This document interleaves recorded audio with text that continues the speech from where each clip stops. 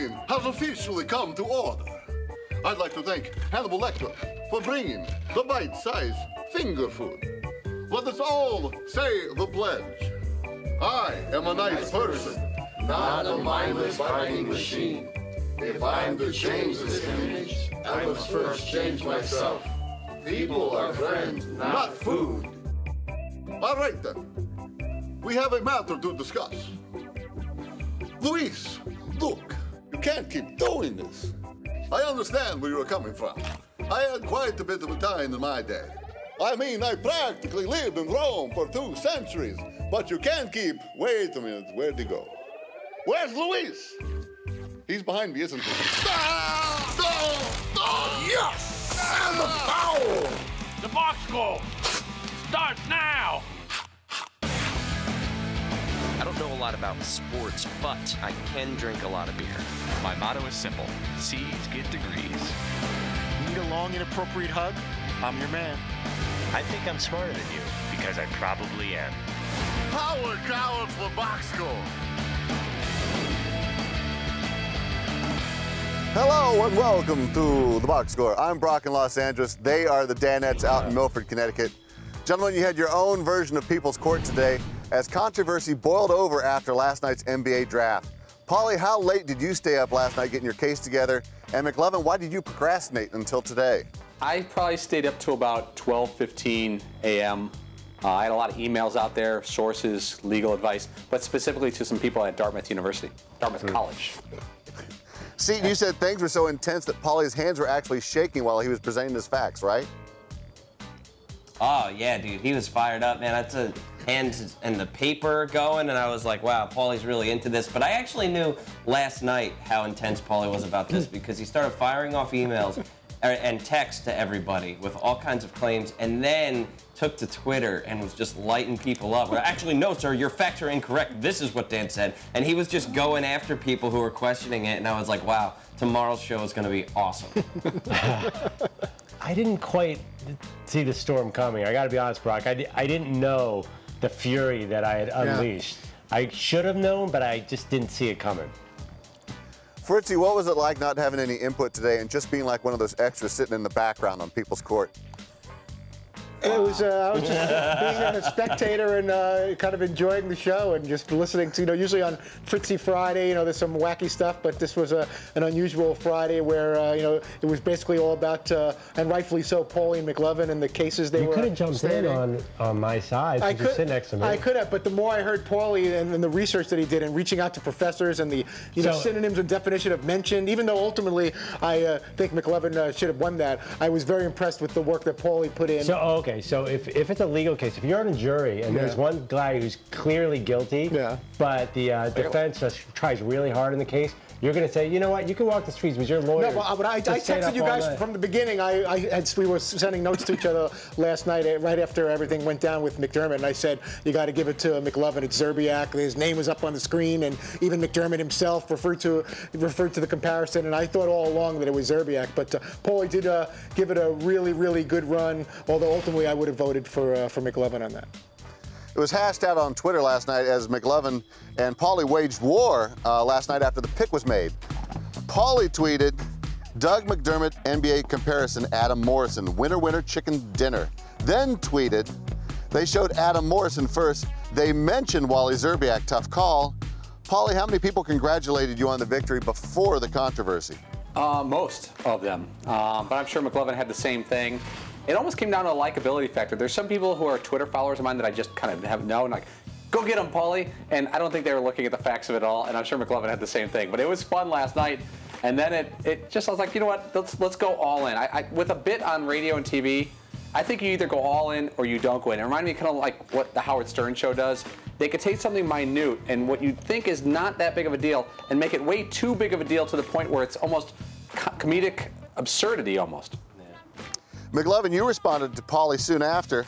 How is that a tough call? Wally, Wally, Wally.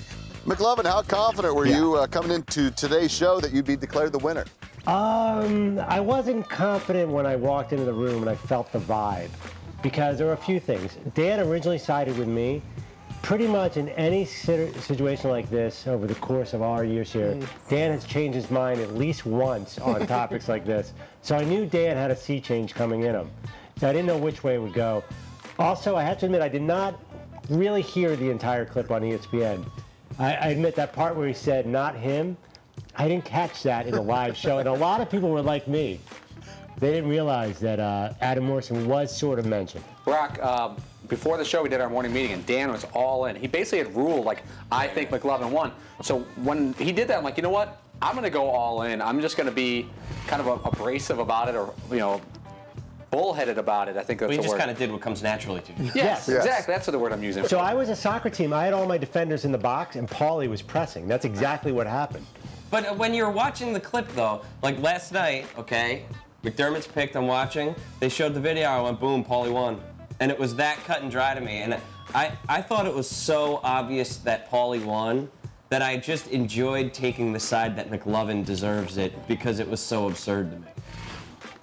Yeah, I took it as mentioned being a verbal thing in that situation, but you know, the more the debate was going on, and then hearing Mike Florio, who obviously has a law degree, you know, what was going on, I thought that was pretty ingenious by Paulie, because I started looking it up too, looking for synonyms and definitions of what that means, and it's there's a lot of different ways to look at it. It doesn't necessarily have to be a verbal cue. So, yeah, Brock, I was trying to use semantics. Early in the show, you may not have clipped it, but I tried to get Dan on record saying, so we're saying here is mentioned. Mentioned is the key, the crux of the argument. And he goes, yes. And I could even hear Seaton going, oh, you got him, you got him. Because I'm leading Dan down a path where he commits to I guess, like the tipping point of what the argument is. And once he committed to that, he didn't. If Dan had said, no, it's what was said on the air, I would have had to like throw in the towel. I would have no case. Now, Paulie, what about the Danilo Gallinari effect that people were talking about? I did not think it was a comparison. I think when they mentioned Gallinari, they said, look, they already have a guy who makes this much money. No, I thought it was a money topic. They said he can do some of the same things, right. Well, that Danilo Gallinari does. Is comparing the two. Right, yes, which would have nullified the entire bet, which has not been fun on air. Well, actually, I think that really would have only taken Andrew out of the picture. It would have been the exact same debate whether it was Danilo Gallinari or the Adam Morrison video B-roll. Or you'd have, you have to look at the clock. Which came first, the Gallinari sentence or the when did Morrison come on stage? Fortunately, the case is over. Yeah, but I was worried. If I started pressing too hard in one direction, I could have gotten us both kicked off before this even started. So it was a fine line. It was a fine line. Things are escalating now, much as they did last night on Twitter when Paulie responded in this lost tweet that we found. He said, point blank, you're ugly. Seaton, that's not nice, is it? Wow. That's not nice at all, but that's Paul. You're not ugly. Nice. I don't recall sending that. I'm not saying I didn't send that. I don't think I was hacked. Hey man, I get so many of those tweets, Paulie. You take a number, yeah. But there were as many tweets as there were on this. There were just a lot more tweets saying I don't like you. So nice. I'm kind of used to it. I blocked Paulie last night. Erroneous. No, you're playing meek, McLovin, because you weren't having any of it last night. You responded in another lost tweet. Oh, check this out. You're a horrible father. Wow, Paulie, is that below the belt? Horrible is a strong word. If he said like a below average, then I would, let it go. But Don't even make me pull up the evidence list, Paulie, on this one here. That's a tough word. The McDermott situation played out like an episode of Law & Order as the boss went to Paulie for his side of the story. If we were talking about the broadcast, the radio broadcast, it would just be audible. No, like if you had your eyes open when you're watching the draft, you would have saw his... do you really want to win this badly? Of course. Okay. Luckily, Mike's going to decide. You sound desperate and silly. Not at all. Yes, you do. I don't. Yeah.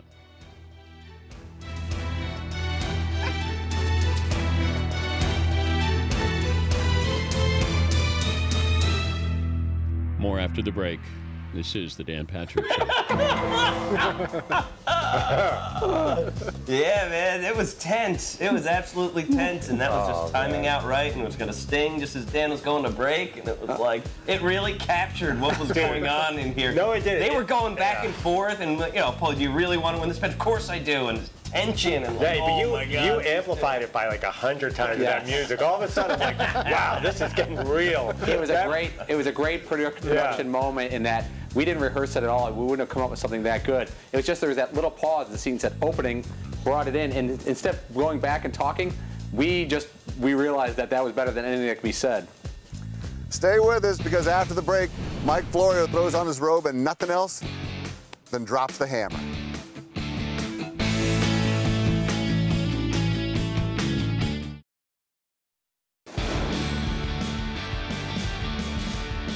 Welcome back to the Boxer. Let's dive back into the controversy. The McDermott situation still without a concrete decision in a lot of minds. Paulie, how did you come up with the genius idea of citing the actual word, of the meaning of the word mention for your defense? Well, I figured that was the one way I could win this. The audio part, because from an audible standpoint, they didn't mention Adam Morrison. And so once I got the word mention, I looked up the word mention in the dictionary, and it doesn't say that it has to be verbal. I reached out to two Dartmouth College English professors, and they got back to me early this morning, and they said mention can be verbal. It doesn't have to, but it doesn't have to be. It's not exclusive to being verbal. And one of them was prepared to come on the air today, even to miss a class. So that was the crux of my argument, that one word. Fritzy, was it your idea to book Mike Florio, or were you once again just hands off on the entire thing? It was not. That was it was all these guys, and we were debating. I threw out Judge Judy, but I don't know if we were going to be able to get her real quickly. And Judge Wapner's name came up, but Florio made sense in that he knows the show, he knows how to play along with all of us, and why not tap into one of our regulars, who's a good friend of the show, who also has a legal background. So Mike was a good way to go. Paulie, as you mentioned, you said you got a hold of some professors at Dartmouth College. So let's see what you said. Also talked to Professor Elisa Garrison of Dartmouth, and she said mention could be speech, writing, picture, or video. It's to call to mind a specific person or thing, not necessarily audio. Mike, she's a known alcoholic. Okay. Now, one thing. That's a joke. That's I've never heard of her. Horrible. Okay, that's not a good. You should lose the contest for that comment right there, McLevin. Yeah, I'm getting mixed reviews on that one. But you have to understand, professors are very public people. Dartmouth professor's pretty famous. You're allowed to joke about public people, right? Sure. I mean, if I say that Scott Baio is a drunk, I don't know. Did you have any trepidation before, as you were saying that? I was trying to think of something to denigrate her. I mean, actually, is this a real professor, by the way, Paulie? Because I'd never heard of her. Wow, that's slanderous. That's libelous as well. Because you haven't heard of her. You didn't go to school. You've been at that school for 20 years. That's true. That is a fact I did consider. But there's not a lot of turnover in the English department of Dartmouth. Yeah, I reached two professors. I confirmed what they did for a living, and both were prepared to come on today if they were debunked by any chance. But they were English professors. They weren't law professors. What was your major? What was your major? Law professors. What was your major at Dartmouth? English, but if I needed legal advice, like, you know, if I have a parking ticket, I don't call my Shakespeare professor. Would you go to a law professor? What does Hamlet have to do? Would you go to a law professor to get the definition of a term? Yes, very much so. If it was part of a legal procedure, yes. I would not go to an English teacher because, you know, I have a problem with my taxes. Let's go to a quantum physics guy. Hello. Maybe that's why you lost. McLevin, how weak was it that Paulie went to Landon Donovan to back him up? Yeah, I mean, Paulie basically called out all his boys. I thought it was going to be Landon Donovan, Florio, his mom. I didn't know who was going to come on next. Maybe his daughter, Peyton. Yeah, Jerry Ferrara. Like Paulie's, yeah. Exactly. Why? I mean, I don't really have many boys in my corner, but I could have put on. Who's the guy who likes me? I think Seth Davis is a big fan of me. Seth Davis likes you. Who's the one person that said, "Hey, McLevin, I haven't seen you since that party"? Kenny Smith. Kenny Smith. He might have backed you up. Yeah, he doesn't know which McLevin I am. He thinks I'm this McLevin. Yeah. But yeah, if I could have convinced someone they were helping Christopher Mintz-Plasse, I might have won. Florio, after hearing McLevin's paralegal defense, was ready to hand down his decision. The first comparison, the first name mentioned. Yes. The first comparison, in the spirit of the rules as initially articulated and the way our modern society operates via all sorts of ways to compare, I must find that Paul Pabst has prevailed in this contest. Because the first comparison made was to Adam Morrison, not Wally Zerbiak. You know, when he was saying it, I was so tense, or like tensed up because there was a ruling going on. I looked at Cena and go, I think I'm going to lose. Because you just have negative thoughts in your head. But you know, Mike, he's a wise guy. I always thought so. I would have used him for legal help way back when I needed it. Wish I had him in my corner back then. But it was fun. I think Mike did a very good job on air of dragging it out a little bit and not just blowing it off. Just kind of ramping up the excitement. And things weren't looking too good for McLovin, and even Florio told him, he goes, I have a few questions for you, and I'm just letting you know off the bat, if I have a few questions for you, the person I'm posing the questions to has to like prove me otherwise that I may have already voted in the other direction. What also was interesting is Dan trying to manipulate the judge. The judge, Mike Florio, asked for a certain piece of audio, the first of 4 pieces of audio that Seton had ready. Seton played the audio that Mike asked for, and then Dan goes, no. Play the other one for Mike, this one, the 4th piece of audio, which backed McLovin's case. And I was surprised because Mike didn't ask for that piece of audio. Mike didn't want anything to do with that piece of audio because Mike was prejudicial. I don't even know. I honestly can't figure out for the life of me why Mike doesn't like me, but it's become very evident. Well, yeah, it is very evident to everybody why. Same reason all of us, though. I don't know why Dan, that was a joke, okay, I was kidding.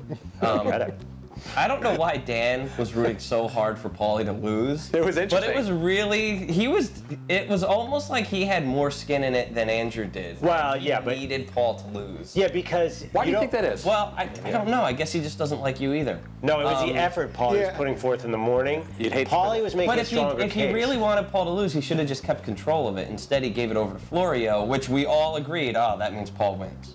So... It was interesting, though. I tried to do most of the work on this before I walked in this morning, or before the morning meeting. But it was very overt that Dan was trying to get McLovin a win somehow. Awesome. I don't know why, but I don't know that Dan liked my tactics. No. That being said, I think if he needed law help, you know, I think we know we'd come to. It would seem to go from like respecting all the effort Paulie put in, but then as it was going longer and longer, he thought he was getting a little smug and a little bit of a little wise with like he was a little over the top with how badly he wanted to win, and that seemed to turn Dan off. I should have phoned it in, and then he would have rooted for me.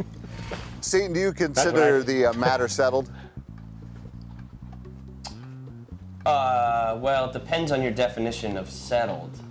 Is it over? Absolutely not. Has the decision been made? Yes. So this is something that, I mean, we said this was precedent setting. This is going to have just, the aftershocks of this are going to be felt for years to come. It's a good point. Years later, they got OJ. I mean, it was on a different case, a different The civil suit is going to be ugly. Yes.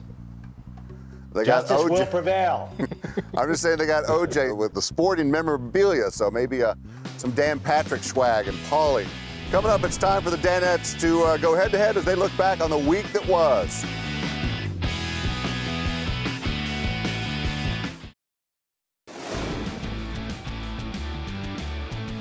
Welcome back to the Box Score. Gents, it's time to travel back through time as we've had another memorable week on the show. Were you paying close attention? We'll find out as we play... No! Your Show? What? I will ask you about something that happened on the show. You just need to give me the correct answer. Remember, row buddies can share, and there are no steals. Let's begin. Let's start in the back row, but before I ask you a question, we heard a lot of this from you guys last week. So to make it up to you, the first question should be a cakewalk. On Monday's show, Fritzy gave us a Wimbledon update. Which player did he say was eliminated? Sloane Stevens. Oh, yeah. Go ahead. Sloane Stevens. Was it Sloane Was the one that Stevens? got ousted early. I looked up on the DirecTV, the mixed channels, their coverage, and I go, oh, Wimbledon's starting. Yes, Fritzy. Sloane Stevens already exiting, in case you were curious. Sloane Stevens. Little Wimbledon update for you. Contribution realist for this. Oh, come on. Bravo, way to go, way to go. Let's go to the front row. Earlier this week, Dan compared USA coach Jurgen Klinsmann to these two legendary coaches. Who were they? Well, the first one was Phil Jackson. Steal. Steals and no He said Phil steals. Jackson because he was playing mind games. and then Phil Jackson and Belichick. Was it Phil Jackson Belichick and Bill and someone Belichick? I liken Jurgen Klinsmann to a little bit of Herb Brooks and a little bit of Bill Belichick. What do you think of the comparison? We've been joking that he's a bit like Melisandre from Game of Thrones. Sorry, guys. I'm Herb glad they Brooks. didn't ask that. Oof. And there are no steals. I heard you back there, Fritzy. Back row, you're up. Yesterday, you guys received a call asking Paulie to do an impression of which character from which movie. Well, it's Brad Pitt's character in Snatch. Now, Yeah. do we need to know? Or was it one of the Pikers? Fritzy's not going to get this. No, he is. no It's chance Brad of Pitt. getting Do we need to know the character's name? You do know. Let's see what the judges You say. do need to know the character. No. Come on, Chris Darden. What do you got? What the heck was Brad Pitt's? Pikey. Mickey. Wow. Was it Mickey from Snatch? Great show, guys. Hey, can I get Paulie to do a quick Mickey from Snatch? Thanks, buddy. All right, thank you, Dan. Paulie, can you snatch? I'll do the 5 for free. Bravo, McLovin. Well done, Andrew. Nice well job, done. McLovin. All right, front row. Eric Winalda joined us Wednesday. What was the first question Dan asked him? Here's a hint. It wasn't soccer related. What were we talking about Wednesday? You didn't ask when was the last time he was bitten? It was something like, oh man, because then Dan was just like, all right, cool, thanks, that's all we needed from you. Oh. It was, oh man. You got this, you got this. I know what you're talking about. You know? All right, cool, thanks, that's all we need. And he said, have you ever traded jerseys? Was it along that 5 line? seconds. Wasn't soccer related. All right, we got nothing. This is going to bother me. Cadavan. Do an impersonation. We got nothing. Just do an impersonation. Let's reveal the answer, please. Eric Winalda, soccer analyst for Fox Sports 1. Do you want to lay in on this, Eric? Which Arquette would you do you think's hottest? I'm with you. I think David wins this one. Yeah, that's what I thought. Thank you, Eric. We appreciate you coming on. You bet. All right. Sorry, guys. We were looking for which Arquette was the hottest. Back row, Paulie gave us a World Cup date earlier this week on Spain's soccer team. What was the news? Oh, was that with the Oh, plane? their plane got hit by lightning, I want to say. But by the way, we're in the World Cup. We don't even need a win to advance. That's We true. already won. We're not going to get anything. Let's say points their taken plane away. got hit by lightning. Was it hit by lightning? Paul, you have a World Cup date here for us? I sure do. Oh, okay. Hit the clock there, Seton. Spain bounced early. Their team plane, struck by lightning on the way home. Everybody's safe. Good job, guys. I was thinking about the guys that were Front holding out the row money. needs to get out of the donut category here. We can't get shut out. Dennis Miller dropped the F-bomb earlier this week. Who was he telling a story about at the time? No shutout, Buddy Hackett. Was it Buddy Hackett? And how tough is it that you don't work blue? That never means anything to me. I remember Buddy Hackett came backstage to me one night. He said, you know, you're clever. Why do you dip into the blue ink? I said, oh, buddy, shut the up. Oh, congrats to the back rowers. 3-1. Our winners today. Yeah, baby. Guys, we have a treat for you in the final segment. Why don't you take a look at this? This Marlins kid clearly put ecstasy all over his oatmeal the other night and decided to go insane for the cameras. We're going to ask you to rack your brains during the break because when we return, we have an impromptu version of mock headlines honoring that little freak. Stay with us.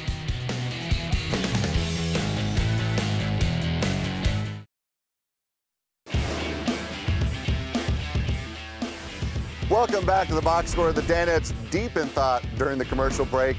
Once again, let's see the video we shared with them before we left. Ah, yes, the young actor from the Vampire Diaries. Guys, I hope you have your mock headlines ready. Let's begin. Paulie, if you are ready, you're first. Well, seeing how this kid's going to haunt my dreams for the next decade, I'm going to go easy on him. Who the hell is that kid? Hula. I like it. That's nice. Fritzy, please give us your submission. That kid's out of his grind. Yeah. Bravo. Seton, what do you have? From 0 to sex machine in 2.5 seconds. Ooh. We got a lot of lawbreakers out there. McLovin, what do you have for us? Fan folly, child overreacts to third inning walk. Well done, well done. Before we go, let's take a quick look at what happened during yesterday's show. McLovin throwing elbows on the hardwood. Seton, is it surprising that McLovin plays dirty? No, I mean, I'm used to that. I'd been warning him all game about throwing elbows too much, and it was only a matter of time before one connected. Vision's a little blurry still in that eye, and I'm not sure the status of my orbital bone, but I'm going to have to go get that looked at. It was nice, though, that about 15 minutes later, Andrew said, hey, sorry about that. So that's what really counts, I guess. 15 minutes later.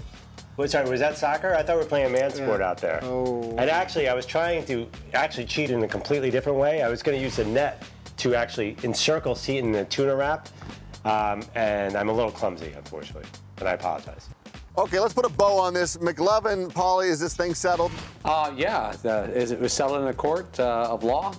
Seems official to me. I'm going to enjoy my weekend and probably text McLovin often. My little Chris Darden over here. Isn't there a show on TV called Cold Case? Yeah. Cases come back. You never know. They certainly do. New evidence could be unearthed, and maybe, maybe something will happen. There's always grad school. Silent Bob, Fritzy, who's on next week? Jim Parsons is hopefully going to stop by. He just got back from Wimbledon. Vince Scully may join us. Kyle Martino, NBC Soccer lead analyst, to get us ready for USA Belgium. Rich Eisen, and working on a bunch of other stuff too. Maybe you're working on booking this kid. Thanks for watching the Box Score. Set your DVR or tune in weekdays at 3 p.m. Eastern only on Audience Channel 239 on DirecTV. I don't know a lot about sports, but I can drink a lot of beer. My motto is simple. C's get degrees. Need a long, inappropriate hug? I'm your man. I think I'm smarter than you. Because I probably am. Hey, thanks for watching the Box Score. Holy cow!